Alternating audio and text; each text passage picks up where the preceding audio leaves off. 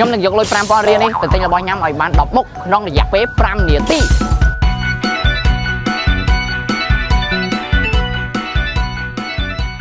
មានអារបស់ណា 500 អត់មានប៉ុន្មានមុខឥឡូវយក 500 ឲ្យខ្ញុំអានេះមួយប៉ុន្មាន 500អានេះ 2,500 អានេះដូចគ្នាមែន 2,500 ហើយអាណាទៀតអានេះយកមក 500 នេះ 500 នេះ 500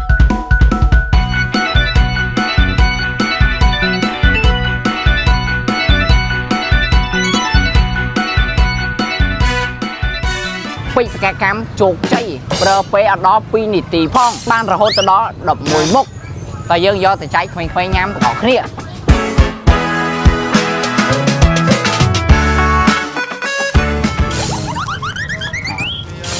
អូនញ៉ាំនំអត់ណែពូឲ្យនំញ៉ាំនេះ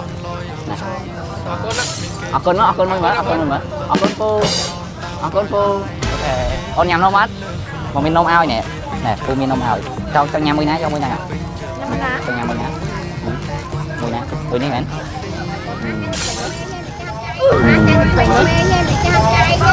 ណែអរគុណអ្នកលោចេះញ៉ាំនំអត់ណែឲ្យអ្នកលក់ទាំងអស់មកចង់ក្រោយគេណែ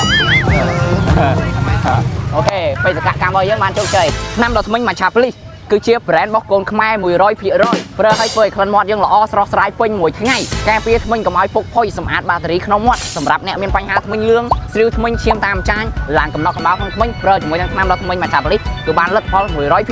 គ្រប់គ្រងផលិតផលរបស់កូនខ្មែរកុំភ្លេចប្រើជាមួយនឹងថ្នាំដល់ថ្មិញមកឆាប្លីស